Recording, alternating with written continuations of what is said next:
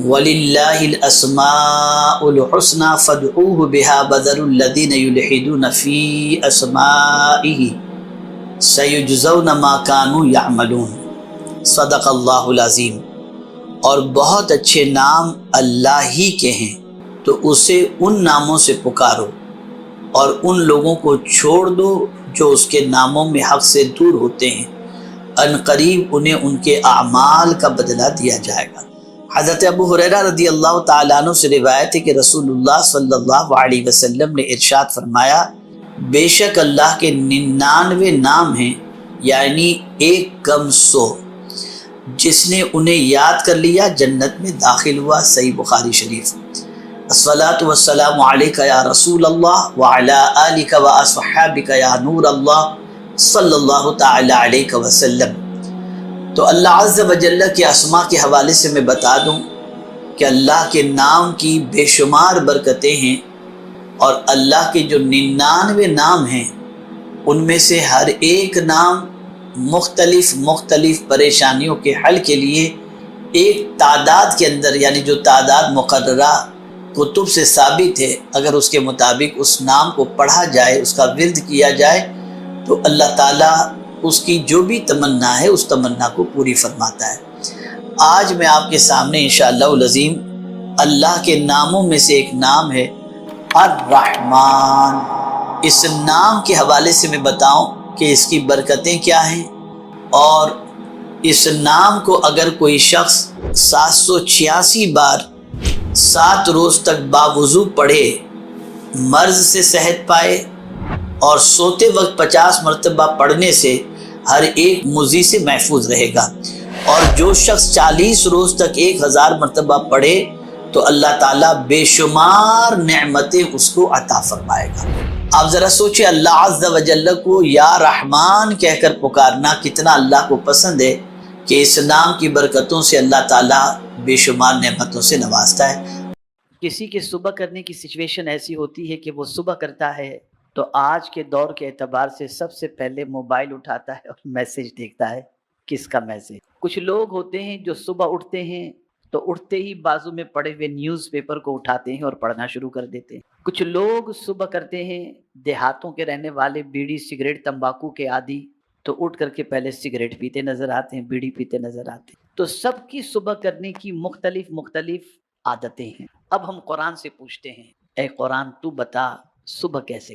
تو میرے پیارے آقا صلی اللہ تعالی علیہ وسلم کے پیارے دیوانوں، صبح ہوتے ہی اہل اللہ کہتے ہیں، اللہ والے کہتے ہیں کہ ایسا کوئی دن نہیں جس میں ابن آدم کو صبح ہوئی اور اللہ نے اس پر 10 کام فرض نہ کیے۔ صبح ہوتے کتنے کام فرض نہ کیے ہوں؟ پہلی چیز، جب سو کر اٹھے تو اللہ تعالیٰ کا کچھ نہ کچھ ذکر کرے، یہ پہلا کام اس کا۔ اور اس کی دلیل کیا ہے؟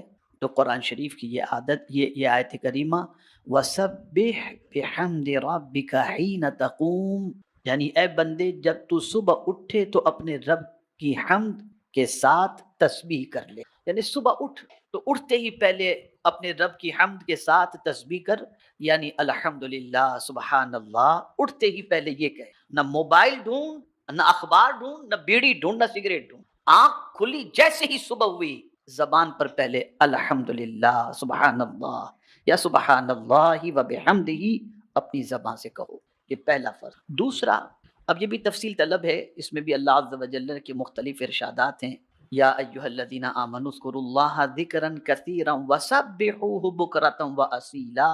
اللہ عز و جل ارشاد فرماتا ہے، اے ایمان والو، اللہ کو خوب کثرت سے یاد کرو اور اس کی پاکی بیان کرو، صبح کو اور شام کو۔ صبح بھی اس کی پاکی بیان کرو، یعنی سبحان اللہ کہو، اور شام کو بھی اس کی پاکی بیان کرو، یعنی سبحان اللہ کہو۔ اب یہ دوسری بات بھی غور سے سننے کی۔ دوسرا یہ کہ رات کو سوتے میں بہت سارے تہبند پہن کر کے سوتے ہیں تو نیند کے اندر جسم کھلا رہ جاتا ہے، پتہ نہیں چلتا انسان کو سویا ہے۔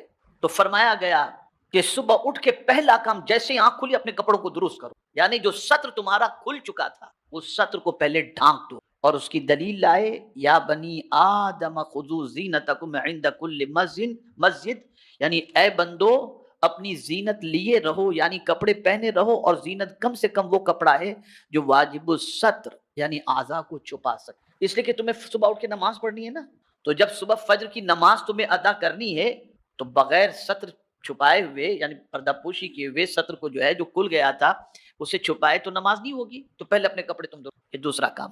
تیسرا فرض یہ ہے کہ نماز کے لیے نماز کے وقت میں بندہ کامل وضو کرے. اب دیکھیے ترتیب کتنی اچھی ہے. اٹھو تو سبحان اللہ الحمدللہ کہو، کپڑے درست کرو، اور پھر تیسرا کام کیا آ گیا؟ یا ایھا الذین آمنوا اذا قمتم الی الصلاۃ فاغسلوا وجوہکم. یعنی اب جب تم کپڑے بھی ٹھیک کر چکے، اللہ کی تسبیح بھی کر چکے، حمد بھی کر چکے، تو اب نماز کے لیے تم کو جانا ہے نا، تو پہلے وضو کر لو. یہ تیسرا کام. یعنی اب اٹھنے کے بعد ضرورت سے فارغ، آپ استنجا وغیرہ سے فارغ ہو گئے، اب نماز کی تیاری میں لگ جاؤ.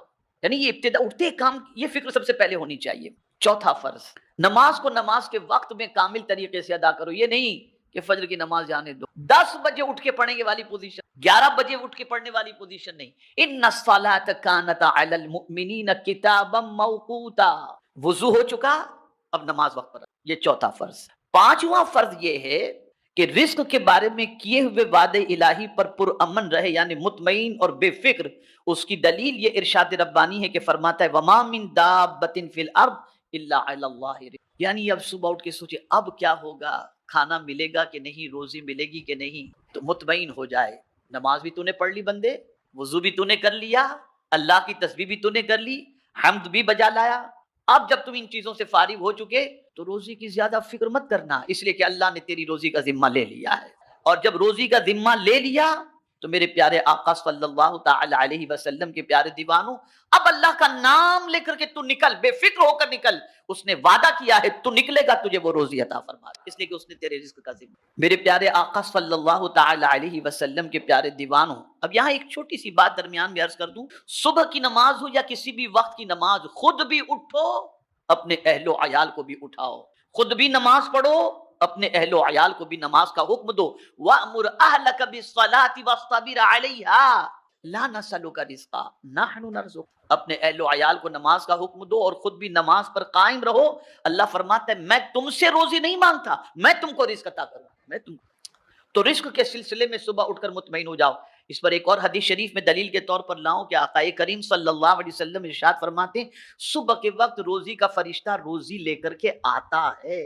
جب بندہ نماز پڑھتا ہے تو اس کے حصے کی روزی اسے دے دیتا ہے، اور اگر بندہ پڑا رہتا ہے تو اس کی روزی لے کے چلا جاتا ہے. تو پتہ چلا اٹھے، نماز ادا کر لیے، تمہارے حصے کی روزی کے لیے تم مطمئن ہو جاؤ، اللہ تمہارے حصے کی روزی تمہیں عطا فرمائے. اب چھٹا فرض یہ ہے کہ اللہ کی تقسیم پر قناعت کرے. یعنی اب آپ نکلے تو آپ نے دیکھا کسی کو صبح دکان کھولتے ہی ہزاروں کا مال اس کا بک گیا، اور آپ کی شام تک کوئی کسٹمر آپ کی دکان پر نہیں آیا، تو آپ یہ سوچیں کہ یار مجھے اتنا کم اس کو اتنا زیادہ کیوں. تو اب اس پر دلیل آ رہی قرآن کی. اللہ اکبر.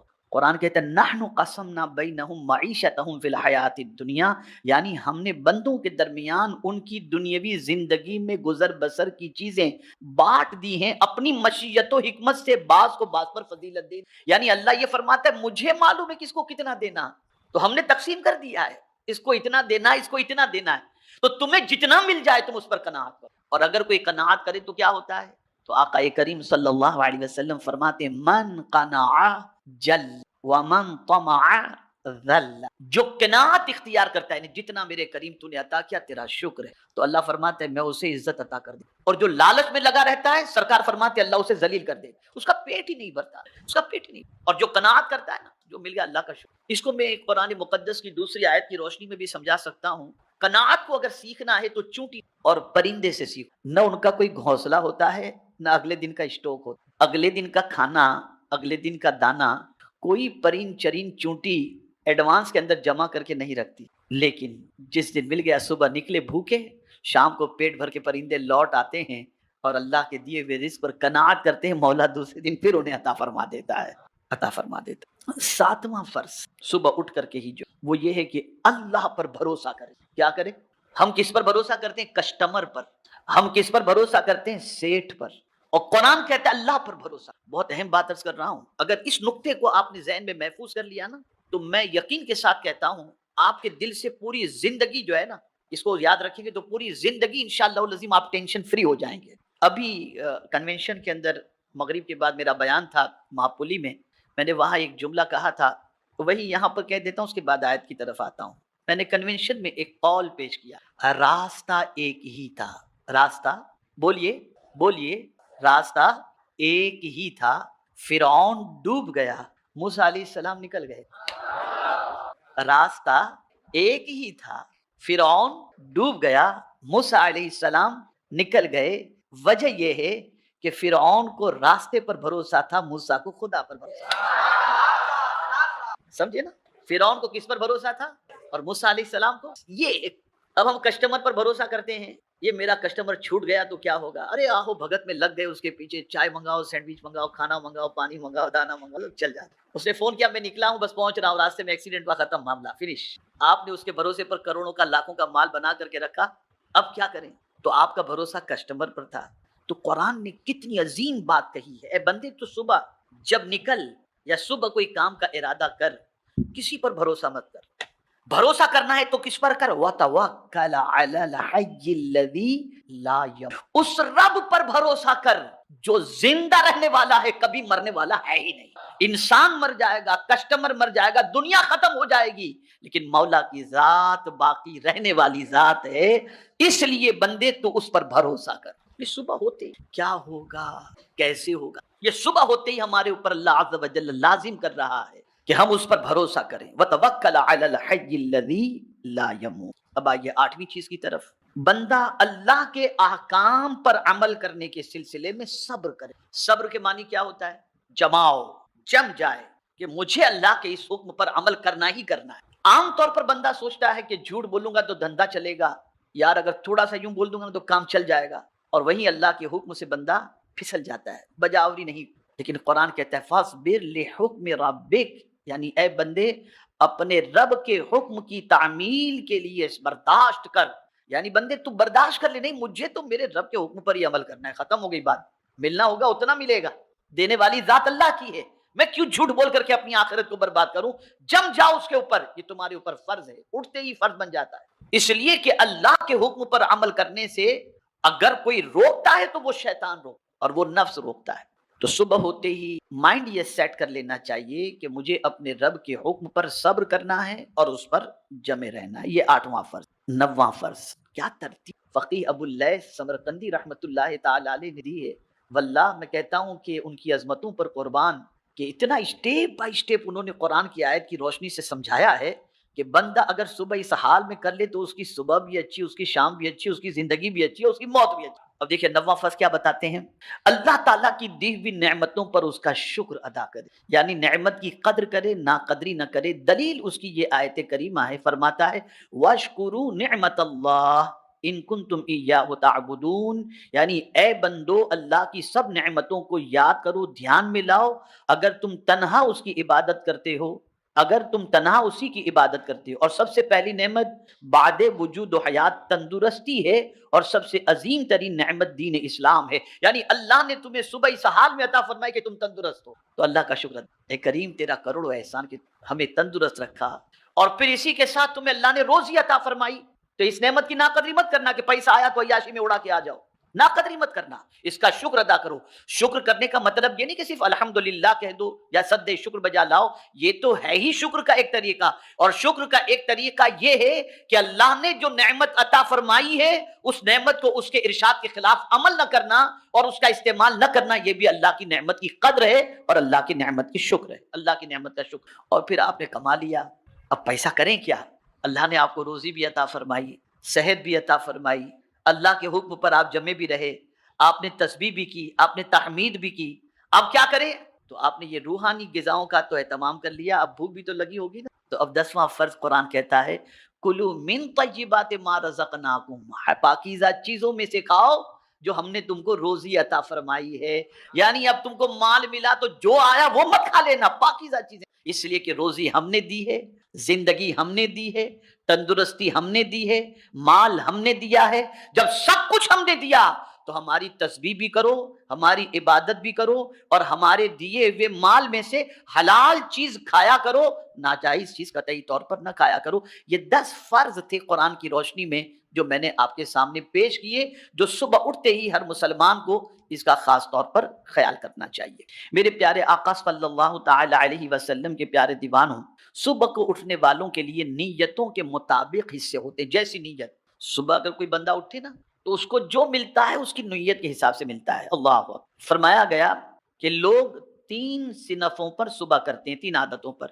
ایک صنف وہ ہے جو مال دنیا کی طلب لے کر اٹھتی ہے، یعنی ایک گروہ ایسا ہے، ایک ایسا آدمی جو صبح اٹھتا ہے تو اٹھتے اس کو فکر مال مال مال مال، اٹھتے کتنے کا آج کمانا ہے، کتنا یہ کرنا ہے، بس اسی کی فکر. دوسرا جو ہے طلب اسم میں، یعنی گناہوں کے سوچ میں اٹھتا ہے کہ یار آج تو میں اٹھ کر فلاں معاذ اللہ یہ کروں گا وہ کروں گا، ایسا گناہ ویسا گناہ.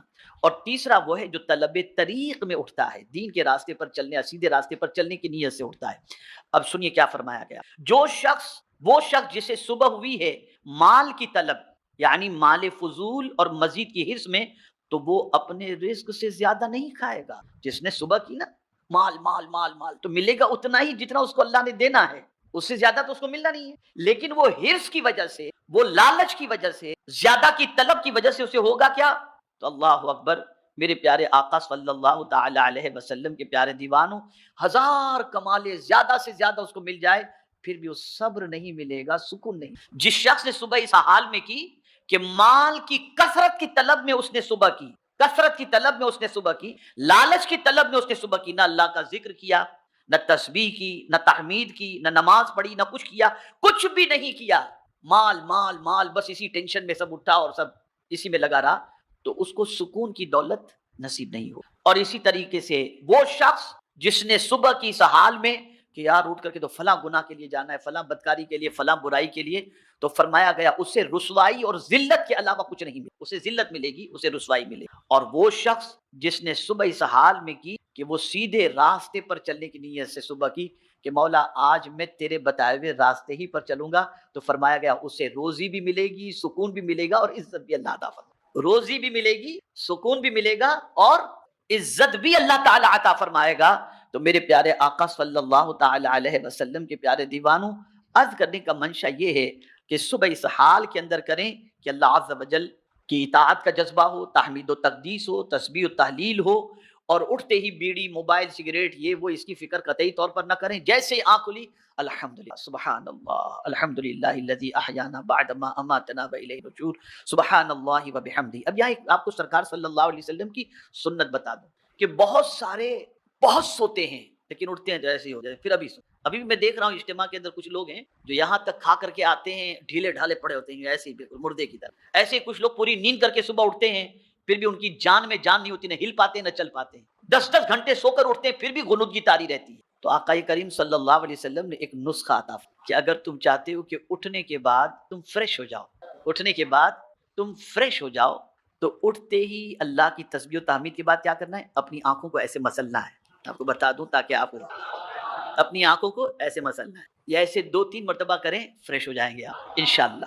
آقا کریم صلی اللہ علیہ وسلم کی یہ سنت مبارک. رسول رحمت صلی اللہ علیہ وسلم اٹھتے نا تو تحمید و تقدیس و تسبیح کے بعد سرکار صلی اللہ علیہ وسلم اپنی آنکھوں کو ایسے مسل دیتے، ایک دم نیند نارمل ایک دم. اب یہاں کچھ سکھایا جاتا ہے، آیا کریں گے تو سیکھیں گے نا انشاءاللہ. اسی کے ساتھ رسول اعظم صلی اللہ علیہ وسلم اپنے سرہانے مسواک رکھا کرتے. صبح اٹھ کر آقا کریم صلی اللہ علیہ وسلم مسواک کیا. یہ سب چیزیں سیکھنے کی ہیں. اور مسواک کی فضیلت تو میں آپ کو بتاؤں کہ میرے پیارے آقا صلی اللہ تعالی علیہ وسلم کے پیارے دیوانوں، جو پابندی سے مسواک کا عادی ہے انشاءاللہ اس کا خاتمہ ایمان پر. سرکار صلی اللہ علیہ وسلم کو مسواک اتنی پسند تھی کہ ارشاد فرماتے ہیں کہ میری امت پر اگر شاق نہ گزرتا، یعنی اس کی تکلیف کا معاملہ نہ ہوتا، تو میں انہیں حکم دیتا کہ ہر وضو کے ٹائم پر ہر نماز کے لیے مسواک کرو، ہر نماز. چلیے میرے پیارے آقا صلی اللہ تعالی علیہ وسلم کے پیارے دیوانوں، حضرت ابراہیم ابن ادہم رحمۃ اللہ تعالی علیہ کے صبح کے سلسلے میں 4 قول ہیں، اسے بھی آپ سماعت فرمائیں. اب کون ہے حضرت ابراہیم ابن ادہم رحمۃ اللہ تعالی علیہ؟ یہ وہ اللہ کے برگزیدہ بندے ہیں کہ حج کے لیے جب گئے نا تو ہر قدم پر 2 رکعت پڑھ کر گئے، اور 14 سال میں مکہ پہنچے. کتنے سال میں؟ 14 سال میں. ہر ایک قدم اٹھاتے 2 رکعت، ایک قدم 2 رکعت، ایک قدم 2 رکعت. 14 سال میں مکہ مکرمہ پہنچے. اور وہاں پہنچنے کے بعد بھی مکہ مکرمہ پہنچے تو کعبہ نظر نہیں آیا. مکہ مکرمہ پہنچے نا تو وہاں کعبہ نظر نہیں آیا. ان کو پریشان ہوئے، اللہ کی بارگاہ میں عرض کی مولا جس طریقے سے میں حاضر ہوا ہوں تاریخ میں تو کوئی اس طریقے سے حاضر ہونے والا مجھے نہیں معلوم، لیکن پھر مجھے کعبہ کیوں نظر نہیں آتا؟ ارشاد فرمایا ابراہیم ابن ادہم تجھ سے بھی زیادہ عبادت گزار میری ایک بندی ہے جس کی تعظیم کے لیے کعبہ گیا ہوا ہے. اور وہ بندی کون تھی؟ حضرت رابعہ عدویہ رضی اللہ تعالیٰ عنہ. تو یہ حضرت ابراہیم ابن ادم رحمۃ اللہ تعالیٰ علیہ ارشاد فرماتے جسے صبح ہوئی اس پر 4 باتوں کا شکر لازم. صبح ہوتی کتنی باتوں کا شکر لازم ہے؟ 4 باتوں کا. پہلی چیز الحمدللہ الذی نور قلبی بنور الہدی وجعلنی من المؤمنین ولم یجعلنی ضالا. اللہ اکبر اللہ اکبر. پہلا شکر کس بات کا ادا کرنا ہے؟ سنیں ترجمہ. اللہ کے لیے حمد و شکر ہے جس نے نور ہدایت سے میرے دل کو منور فرمایا اور مجھے اہل ایمان سے کیا. مجھے اہل ایمان سے کیا اور گمراہی سے مجھے بچایا. یعنی اٹھتے ہی پہلے اللہ کا شکر اس بات پر ادا کرو کہ اللہ تو نے مجھے صاحب ایمان اٹھایا، میں اس بات پر تیرا شکر ادا کرتا ہوں. دوسرا یعنی حمد و شکر اللہ کے لیے جس نے مجھے محمد صلی اللہ علیہ وسلم کا امتی بنایا. یعنی مومن بھی ہوں اور حضور کا امتی ہوں، یہ دوسرا شکر بجا لانا ہے، اس پر الحمدللہ. تیسرا کیا؟ یعنی حمد و شکر ہے اللہ کے لیے جس نے میری روزی اپنے غیر کے ہاتھ میں ہی رکھی. یعنی اے اللہ تیرا شکر ہے کہ رزاق تو ہی ہے، تیرے علاوہ کسی اور کے قبضے میں میری روزی تو نے نہیں رکھی. اس بات پر اللہ کا شکر ادا کرے. اور یہ بھی بہت عظیم شکر کی تعلیم ہے. اللہ اکبر اللہ اکبر. چوتھا شکر یہ ہے کہ الحمدللہ الذی ستر علی عیوبی. یعنی حمد و شکر ہے اللہ کے لیے جس نے میرے عیبوں پر پردہ ڈالا ہوا. صبح اٹھتے ہی اللہ کی بارگاہ میں اس بات پر شکر ادا کرے کہ اللہ تیرا شکر ہے کہ تو نے میرے عیب پر پردہ ڈال کر کے رکھا ہے. بہت سارے لوگ رات کو اتنے گناہ کرتے ہیں، گھر والوں کو کیا خبر ہوتی، کسی کو کوئی خبر نہیں ہوتی. پروردگار اپنے کرم سے اس پر پردہ ڈال کے رکھتا ہے. تو صبح ہو کر اس بات پر اللہ کا شکر ادا کرے، اللہ تیرا شکر ہے کہ تو نے میرے عیبوں پر پردہ ڈالے. آپ جانتے ہیں پچھلے انبیاء کے امتی اگر کوئی رات کو گناہ کرتے تو ان کے گھر کے دروازے پر لکھ دیا جاتا کہ اس نے رات میں یہ گناہ کیا ہے. صبح کو لوگ وہ گناہ دے کر پڑھ لیتے تھے کہ اس نے رات کو یہ. لیکن میرے آقا کے صدقے میں اس امت پر اللہ کا اتنا کرم ہے کہ نہ جانے کتنے گناہ بندہ رات کو کر لیتا ہے. بندہ جانے خدا جانے.